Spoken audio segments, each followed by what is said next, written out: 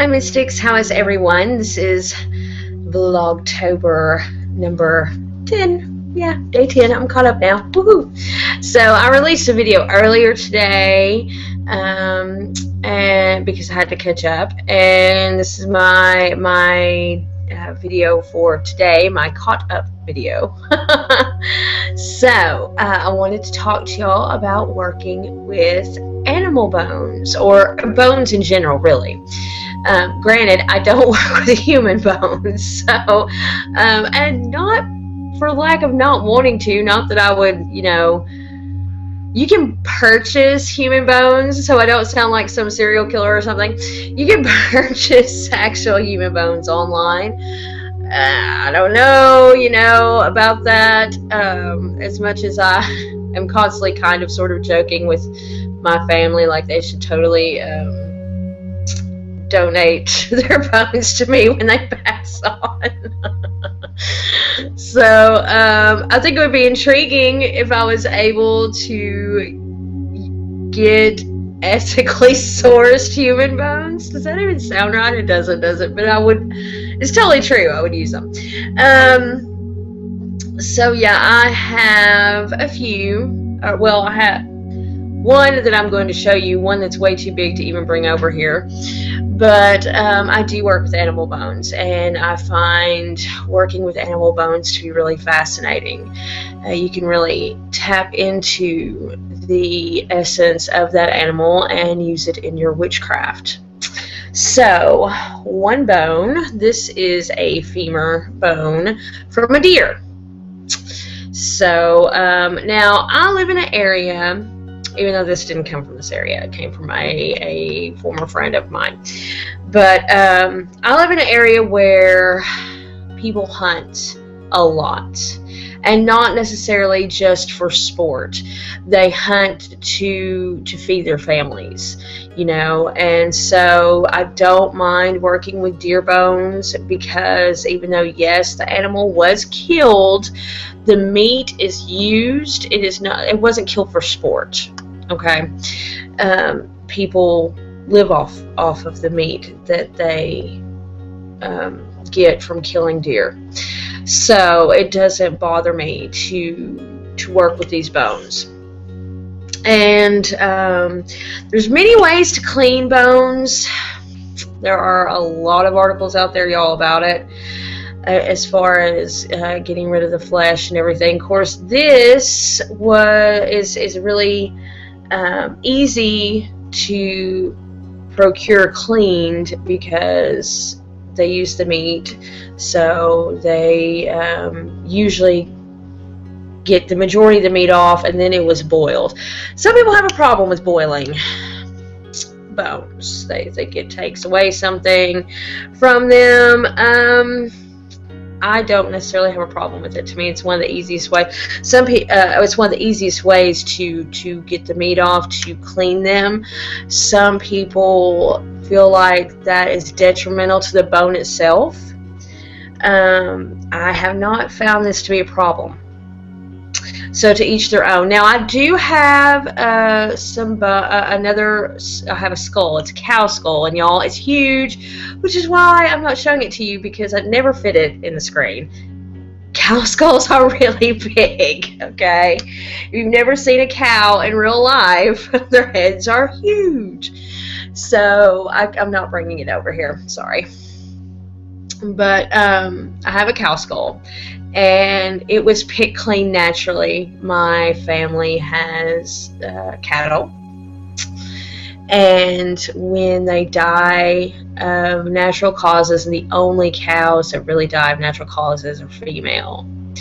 So because obviously you keep those cows around for as long as possible, even after, I mean, some people do sell their cows after they are not able to give birth anymore. My father is very ethical about his treatment of his cows, and he doesn't want to just sell them off usually to, be slaughtered for uses other than food. So all the cow bones that I find at my parents' place are female bones. And the cow skull I have was painted for me. It came from my family's farm. The cow had died, and my dad usually puts the carcass in a safe spot where it won't contaminate anything and lets it naturally decompose, because, you know, it feeds the carrion birds, and, you know, it's just part of giving back and the whole cycle of life thing. So I do have, I'm sitting here looking at it so I can see it from here. I do have a cow skull. It was cleaned by nature, and a friend of mine was nice enough to paint it for me, and so he did a really good job with that. And it's amazing, the energy from that skull is so powerful. You know, female cows, not only do they contribute to the herd by way of reproduction, but they lead the herd, they take care of the herd, you know, they keep the herd out of danger. And yeah, to tap into that energy, that protective, nurturing mother energy, is just unbelievable. It's out of this world. So I have that. With my deer bone here, I tap into the agility of deer, of their observant nature, their swiftness. Whenever I use this bone in magic, if I need to see a situation more clearly, or if I feel like I need to act quickly, I will channel the energy of this bone. And I anointed this bone. Actually, I just pulled it off of my Kali altar.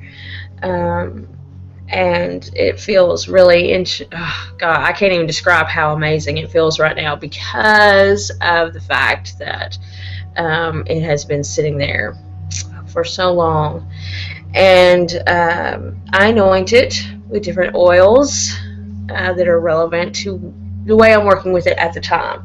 But as far as like a quick connection to energy, a quick connection to spirit, a quick connection to deity, I like to utilize that particular bone for those workings. So also, and to me, animal bones are just part of it. You know, there's other ways to utilize things from animals. Here not too long ago, a very strange occurrence happened where we had a couple of wrens who had a nest right in my daughter's window. We have a little greenhouse. You know, it's very small, and it was sitting against my daughter's window because that's where the sun would hit it most often, you know, whenever I would start my seedlings and things like that. And right in the corner between the greenhouse and her window, a couple of wrens had built a nest. And one day I heard this thud on the window, and it was like a couple of thuds, thud, thud. And I don't know if they were chased by a predator, because we do have owls and eagles around here. I can't tell you how many times I've chased off hawks from trying to eat my chickens. I have a really funny story about one of that incident that I might have to share one day. It was pretty intriguing. But anyway, I don't know what happened. They're trying to get back to their nest in a hurry, and they both slammed into the window and died. It was really sad, actually. So I took tail feathers from both. You know, they're beautiful.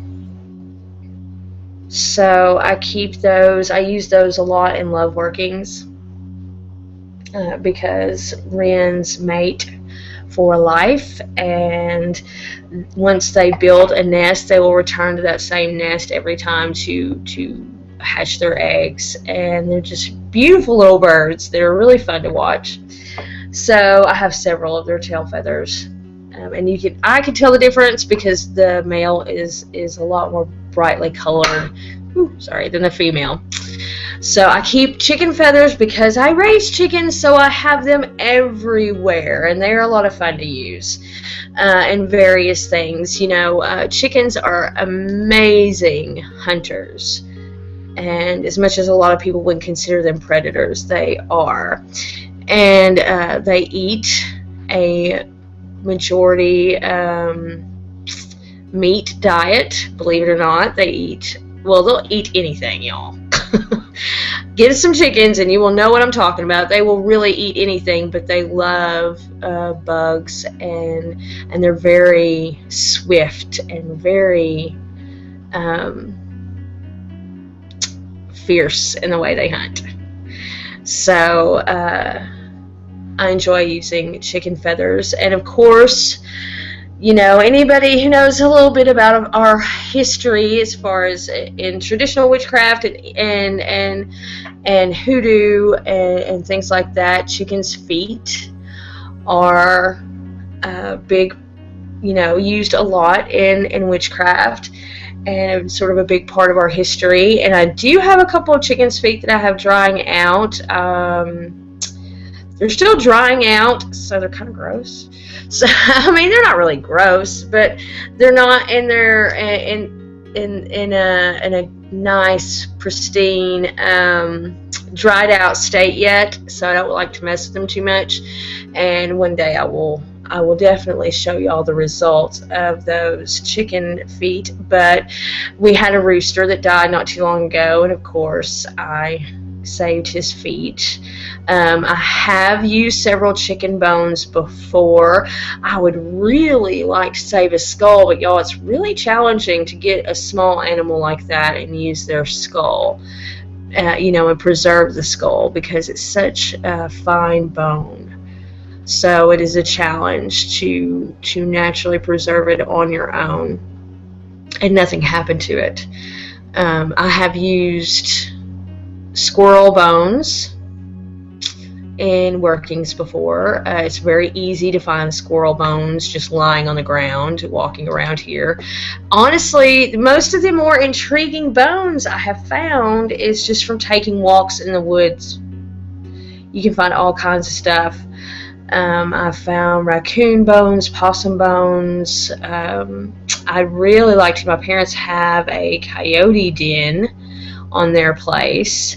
Granted, it's kind of a challenge to, I mean, I'm not going to walk into the den because even though coyotes are small and not that dangerous on their own, a pack of them, and there's a lot of them that live on my parents' farm, it's just not wise to walk into a coyote den. But I would love to find some coyote bones. I think that would be a lot of fun to utilize in my craft. So yeah, basically what I do, and y'all, this is just me acting on my own instinct and how I work with bones of animals. I utilize them in ways that are relevant to the spirit of the animal itself. I connect with the spirit of the animal. I commune with it. I get to know it, and that is how I decide how I'm going to utilize those bones in my craft. Several people have written a lot of stuff about utilizing animal bones. Sal has a few great articles. Sarah Ann Lawless, if you haven't read any of her stuff, she has some pretty amazing articles on utilizing animal bones. Shadow Boy, he has a few videos that deal with it, and if you haven't watched his YouTube channel, do. In fact, the whole reason why I'm doing this video is because he just released a video talking about the fact that he recently acquired a monkey skull. And I was just like, oh my gosh, I want one so bad. You know, and of course he acquired it in a very ethical manner. But yeah, I just love watching his videos. He is just, oh, he has a lot of amazing information, not to mention he is a very adorable. And I enjoy watching him, and yes, I know he is gay and he is taken, but still, he's still adorable. It doesn't take away from that. And he has a lot of great information, so you can check out his videos if you want to find out a little bit more information about working with bones. But again, that's how I work with them. I connect to the spirit of the animal. I have a few books. Ted Andrews has a book, Animal Speak, that is very enlightening as far as working with animals, you know, spiritual meanings of animals and things like that, what they represent, just getting to know the habits and information about the animal itself. It is really useful. So, and it's a reference book, y'all. It's not something I read page to page to page. I usually just, he has sections on every animal kingdom just about, and you can just kind of look up each animal as you want to work with them, or if you require the bones, you can look it up. And like I said, it is educational. There's a lot of information. I'm not the hugest fan of Ted Andrews, but that book is good as far as a reference book goes. So it's called Animal Speak, and it's really good. He worked with animals a lot. I believe he was a wildlife officer, I think, and worked in the forest, you know, forestry preservation business. But anyway, it's good, so check it out if you haven't, and if you want to work with animal bones and need some kind of reference if you're not familiar with the animal. And then, like I said, Sal is amazing, and so is Shadow Boy. They all have great information if you want to start working with things like animal bones, feathers, anything like that. Of course, you know, there's a lot of stuff about feathers out there. You know, they are useful for a lot of different reasons. So, like for me, the set of Wren Feathers that I have, I use a lot in love workings because of what they mean to each other, as far as both having the male and female feathers. Chicken feathers I work with a lot. I like using them in smudge fans. Honestly, they are really great for that. And I like the energy of chicken feathers. They, like I said, they're very, believe it or not, they're a lot smarter than what people think. Very cautious animals. There's a reason why people accuse other people being scared of being chicken. They are pretty cautious, but they have a very interesting energy. They are very flock oriented, and they will adopt just about any other type of yard bird into their flock. We used to have turkeys and guineas. Turkeys we got rid of, and guineas we got rid of because guineas are really loud. And they like to roost right under my bedroom window. And if you've ever heard a guinea at 4 in the morning, you'd know why we give them away. But we traded them out for some other chickens with a few chicken owners around here. So, but anyway, they all live together very harmoniously. You know, chickens are very adaptable to other birds that are similar to them. So it's fun energy to work with. It's really a lot of fun. You can do a whole bunch with them. Those energies adapt very well to other situations and work with other animals pretty well. Now, I wouldn't place like chicken feathers with hawk feathers and think they're going to work together in a spell, because they probably aren't, unless it's a type of spell where you are channeling predator and prey energies in that way. But yeah, they're pretty adaptable and a lot of fun to work with. So yeah, basically, if you're able to acquire bones, hunting seasons, y'all, you can acquire all kinds of stuff from local hunters if that's a big thing in your area. Here it's huge, so I never have any problems getting a hold of things like deer bones, turkey feathers, turkey feet. I raise chickens, so I have access to that. There, I could probably wrangle some pig bones, as even a pig skull if I wanted, I think.